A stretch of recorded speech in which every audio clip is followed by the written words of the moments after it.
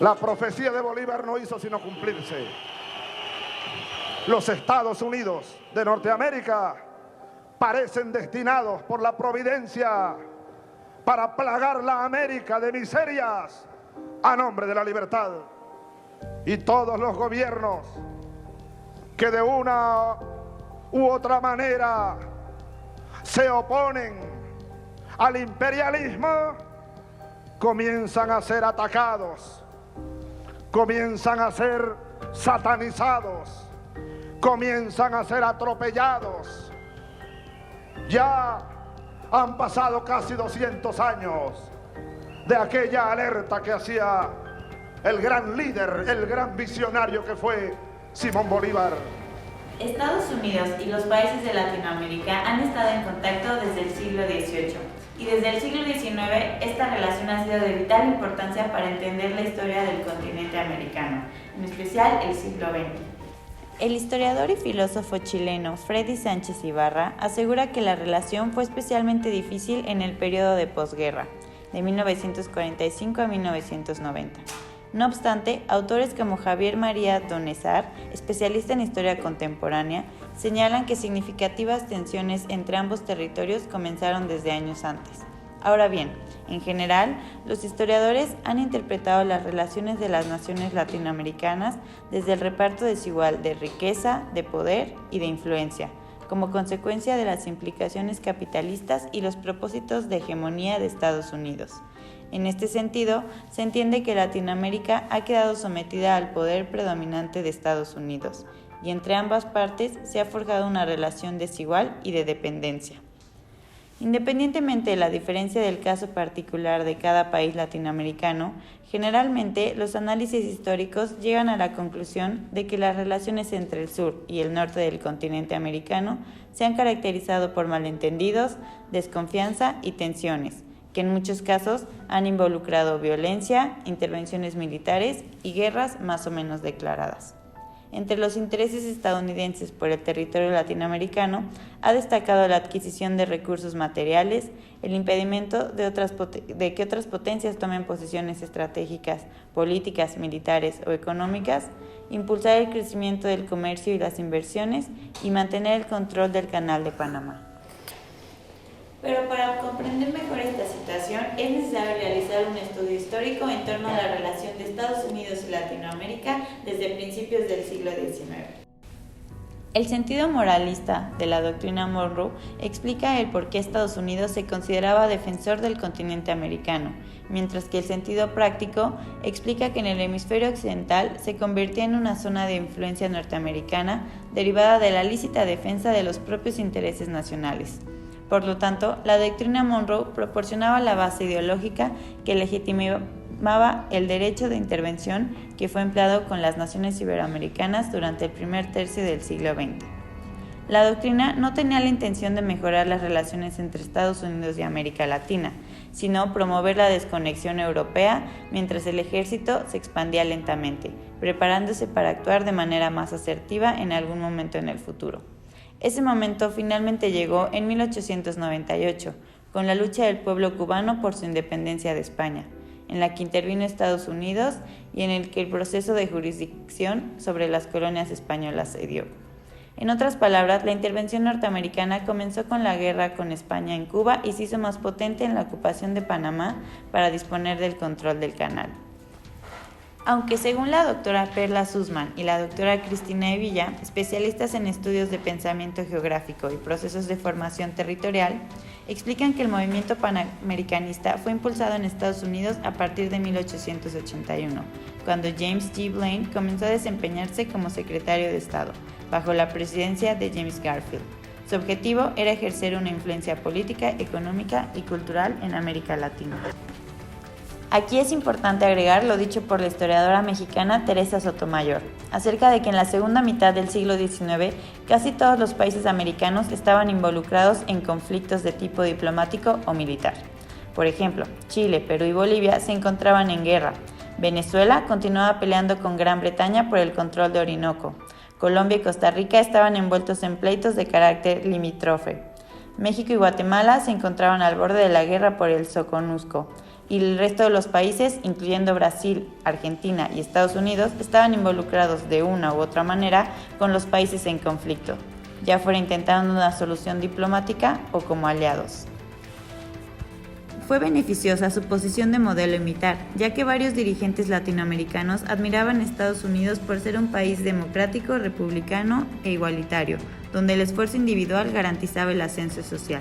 Por consiguiente, en la primera conferencia interamericana celebrada en Washington en 1889, se buscó erigir a Estados Unidos como mediador por excelencia de las disputas, así como garantizador de la paz. Desde la finalización de la Guerra de Secesión en 1865, comenzó el interés de Estados Unidos por promover las negociaciones en las disputas del territorio del sur, siendo el momento en el que inició su expansión en territorios no contiguos. Es así como las aspiraciones territoriales y de dominación de Gran Bretaña, Francia y Estados Unidos se dirigieron a impedir cualquier idea de unificación entre los países de América Latina, mientras favorecieron cualquier proyecto que les permitiera crear zonas de influencia para maximizar los beneficios del desarrollo capitalista. En este panorama de intervención fue cuando los líderes latinoamericanos comenzaron a darse cuenta de las ventajas del arbitraje como forma de resolver los conflictos. Posteriormente, con la administración del presidente Taft de 1908 a 1912, siendo fiel a la expuesta doctrina Monroe, el propósito de la política exterior de Estados Unidos consistió en proteger e impulsar la inversión en el exterior, situando la clave de la influencia internacional de su país en la potencialidad económica. De esta forma, la intervención norteamericana quedaba justificada y se adelantaba a una posible intervención europea, proclamando su hegemonía en el área y estableciéndose como empresario y guardián de los capitales invertidos por sus ciudadanos. Entre los años 1918 y 1934, es decir, entre las guerras mundiales, hubo un destacado intervencionismo norteamericano. Destacan al menos 30 intervenciones militares de Estados Unidos en diferentes nuevos países de América. Durante el gobierno de Woodrow Wilson, el imperialismo norteamericano adquirió un carácter idealista, ligando su entrada en la Primera Guerra Mundial. Sin embargo, se contradecían objetivos, puesto que Estados Unidos se autoproclamaba policía del hemisferio, así como dueño del mismo hemisferio, pero mantenía concepciones de soberanía y autodeterminación para el resto del mundo. Para ejemplificar lo expuesto con anterioridad está el caso de envío de fusileros navales a Haití y el de la República Dominicana en las primeras décadas de 1900, con motivo de construir carreteras y hospitales mientras imponían el orden público. En Nicaragua, los Marines se quedaron desde 1912 hasta el 33 y entraron en la Guardia Nacional que sofocó la campaña guerrillera de Sandino, quien sería asesinado por orden de Somoza, comandante de la Guardia, y que daría inicio a una dinastía familiar hasta 1979. De mismo modo, en la República Dominicana, Rafael Leónidas Trujillo aprovechó su mando sobre el ejército creado por los norteamericanos para imponer tiranía personal desde 1930 hasta su asesinato en 1961. Las principales consecuencias de esta política de intervención permanente fueron que las naciones latinoamericanas, es decir, del Caribe y de América Central, se hicieron dependientes de Estados Unidos y que las oligarquías conservadoras, sostenidas por el ejército norteamericano, ejercieron control mientras salvaguardaban los intereses económicos estadounidenses. En la obra colectiva titulada Historiografía estadounidense sobre las relaciones entre Estados Unidos, publicada en 2010, se aclara que durante la guerra la entrada de Estados Unidos fue fundamental para asegurar la victoria de las potencias aliadas y que, en cuanto a Latinoamérica, 8 gobiernos sucumbieron ante la presión norteamericana de unirse a los aliados, 5 rompieron relaciones con las potencias centrales y 7 permanecieron neutrales. La misma obra describe que después de la guerra, Wilson promovió activamente a la Liga de las Naciones como un medio para prevenir futuros conflictos. Esta es la razón por la que se considera a Wilson como un idealista, pero también es importante señalar que fue el más intervencionista, ya que en todas partes del Caribe infligió castigos al servicio de sus ideales, siendo su creencia en la misión civilizadora de Estados Unidos lo que forjó estragos en Haití, República Dominicana, Nicaragua, Cuba, Costa Rica y Honduras. Debido a esto, la Liga de las Naciones vio la oportunidad para que los latinoamericanos buscaran reducir la influencia de Estados Unidos sobre ellos. La Liga de las Naciones llamó a que participaran y defendieran sus derechos todos aquellos territorios cuyo orgullo había sido herido, cuya tierra había sido violada y cuya sangre había sido derramada a causa de los norteamericanos.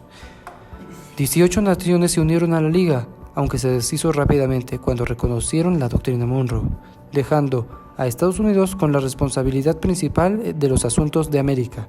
De hecho, muchos historiadores han subrayado la continuidad entre las intervenciones, a veces militares, desde comienzos de siglo y las llevadas a cabo durante la Guerra Fría. A medida que en Europa ascendían los fascismos, en América, Estados Unidos buscó fomentar competencia para mantener los mecanismos, generando así una suerte de interdependencia entre los países latinoamericanos. El objetivo de esta interdependencia era proteger y salvaguardar el capitalismo, pues en esos momentos, cuando los planteamientos socialistas empezaban a crecer en el continente. El panamericanismo, según José Antonio Sánchez Román, especialista español de la historia de América Latina contemporánea, era una propuesta de interdependencia continental inspirada en un bloque formado en la Sociedad de las Naciones, la llamada Esfera de Prosperidad Asiática. Pero esto no tuvo éxito y la visión panamericanista de Estados Unidos se derrumbó al mismo tiempo que la Liga de las Naciones.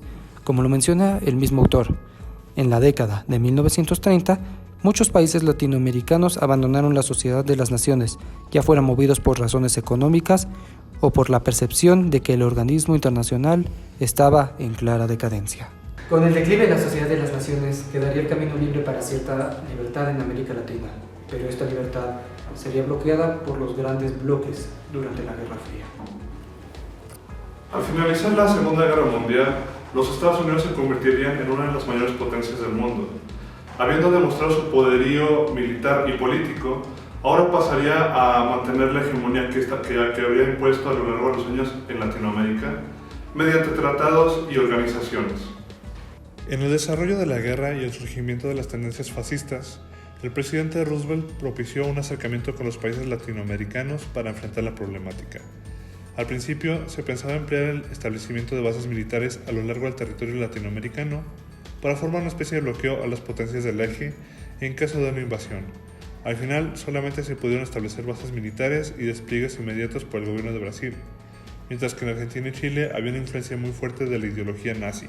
Una vez acabada la Segunda Guerra Mundial, ante el peligro que suponía la influencia de otros países a los territorios que estaban controlados por Estados Unidos, se pusieron en práctica una serie de maniobras políticas para mantener sus influencias económicas e ideológicas tanto en la devastada Europa como en los países latinoamericanos. Las relaciones con la superpotencia mundial en el periodo de la posguerra terminaron por ser de extrema delicadeza, dado que si algún país no seguía lo establecido por el país norteño, este se iba a servir de las intervenciones militares para erradicar cualquier ideología o idea que estuviera en su contra. Ante el surgimiento de la URSS como nueva superpotencia, se dio la creación de una serie de tratados enfocados a la cooperación militar de los países americanos.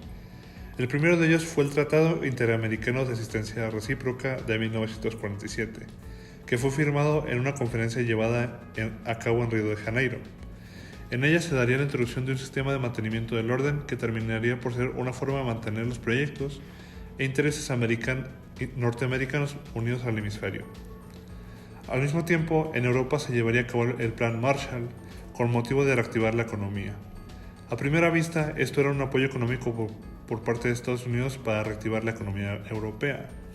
Pero ante la oportunidad de hacerse con recursos y materia prima, Estados Unidos empezó a valerse del intervencionismo militar para adjudicarse una gran cantidad de recursos.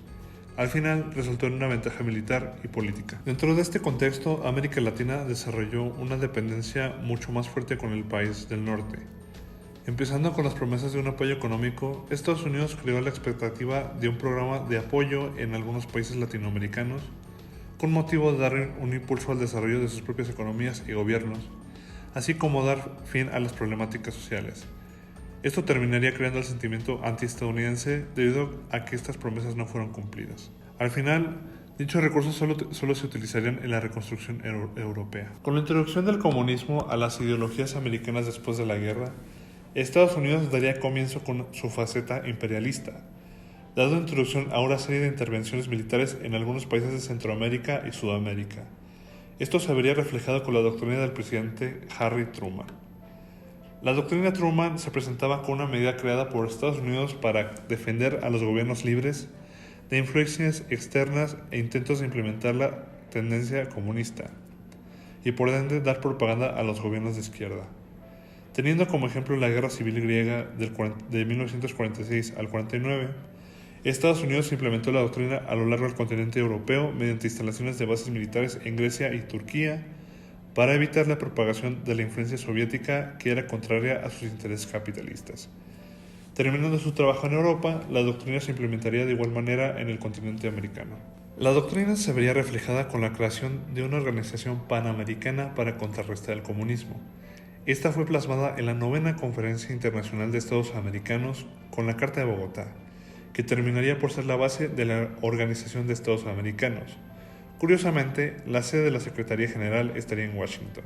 La organización terminaría por ser la herramienta por excelencia de mantener a Latinoamérica anticomunista, dando vuelta al apoyo a dictadores y a medidas intervencionistas.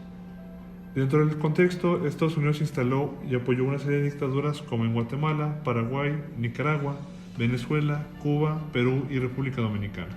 Fue hasta el año de 1959, con la entrada de Fidel Castro a La Habana, en el que ocurrió uno de los eventos más conocidos del intervencionismo norteamericano. Siendo ajenos a las ideologías del país, el socialismo de Fidel Castro enfrentó una serie de intentos de Estados Unidos de restaurar el orden e imponer de nuevo una dictadura. El episodio más conocido fue la invasión de Bahía de Cochinos en el 61, donde Estados Unidos utilizó a algunos cubanos exiliados para capturar o asesinar a Fidel Castro y reemplazarlo. Al final fue un fracaso y fue condenado por la comunidad internacional. A la par de la Revolución Cubana, el gobierno de Kennedy sacó un programa de ayuda económica para Latinoamérica llamado Alianza para el Progreso, que consistía en una inversión de $20 millones para el desarrollo económico y social de dichos países, todo con la intención de mantener el status quo de la democracia y el capitalismo.